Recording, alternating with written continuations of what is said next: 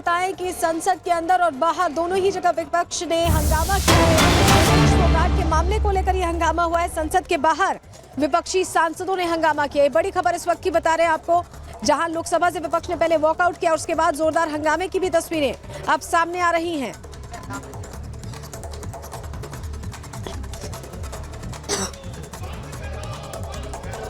तस्वीरें आप देख रहे हैं, विपक्ष कैसे बाहर, सदन के बाहर भी हंगामा कर रहा है।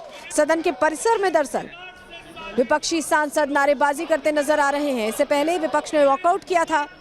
खेल मंत्री की तरफ से बताया गया था कि आखिर क्या कुछ कदम उठाए गए हैं अयोग्य ठहराए जाने के बाद विनेश फोगाट के, और उस पर अब जहां हंगामा सदन के अंदर देखने को मिला, वहीं बाहर भी विपक्ष ने नारेबाजी की है, प्रदर्शन किया है। दो तस्वीरें अब आप देख रहे हैं। विनेश को लेकर सियासत हो रही है, जबकि यह फैसला ओलंपिक एसोसिएशन का है।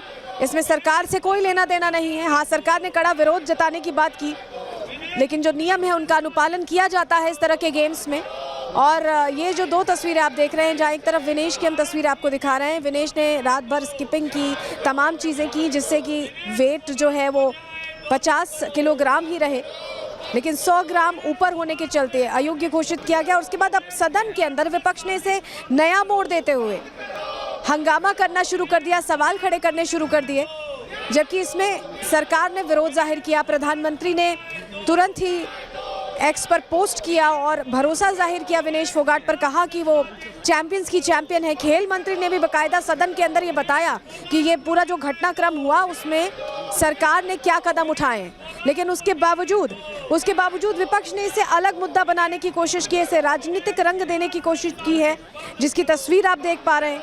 सदन के बाहर भी हंगामा यहाँ पर जारी है। अंदर तो हंगामा करके वॉकआउट किया गया और बाहर नारेबाजी चल रही है। तो ये तस्वीरें आपको दिखा रहे हैं।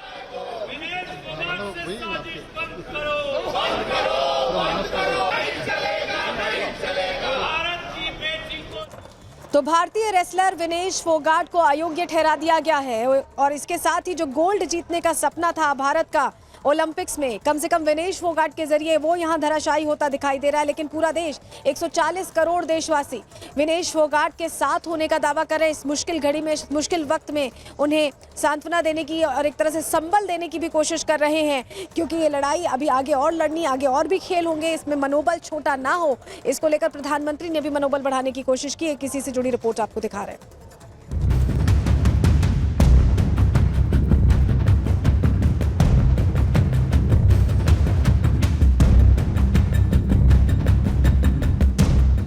साल 2016 रियो ओलंपिक, 8 साल बाद 2024 पेरिस ओलंपिक। साल भले ही अलग अलग हैं, लेकिन खिलाड़ी एक है और दर्द भी एक। उम्मीद टूटने की आवाज नहीं होती, लेकिन ओलंपिक के फाइनल मुकाबले से विनेश के बाहर होने से 140 करोड़ भारतीयों का दिल भी टूटा और दर्द भरी आवाज भी सुनाई दे रही है।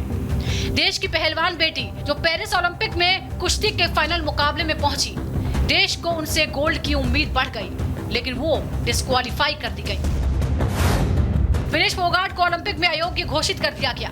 50 किलो वर्ग के फाइनल में ओवरवेट होने के चलते डिस्क्वालीफाई कर दिया गया। विनेश का 100 ग्राम वजन ज्यादा निकला, जिसकी वजह से वो फाइनल से बाहर हो गई।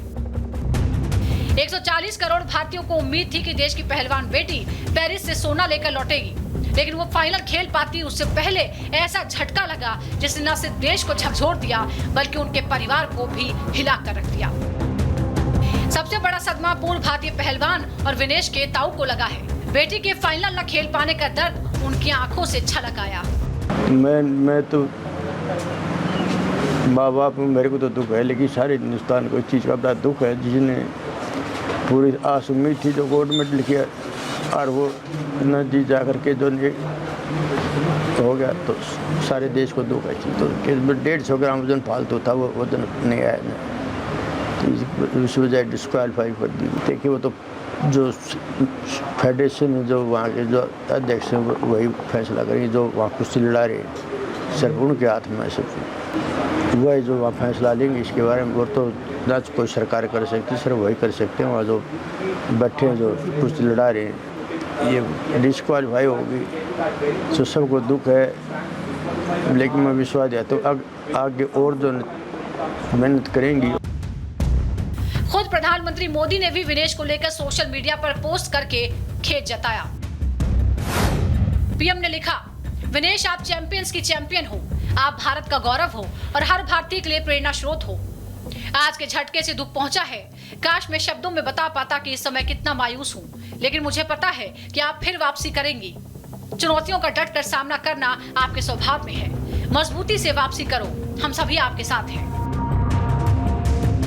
विनेश फोगाट गोल्ड की तैयारी कर रही थी, रात भर एक्सरसाइज कर रही थी, लेकिन मात्र 100 ग्राम वजन गोल्ड पर भारी पड़ गया और देश का सपना चकनाचूर हो गया। विनेश के डिस्क्वालीफाई होने को जहां बीजेपी एक बड़ा नुकसान बता रही है, तो वहीं अखिलेश समेत तमाम विपक्षी नेता इसके पीछे गहरी साजिश बता रहे हैं। अगर ऐसा हुआ है तो देश का नुकसान हुआ।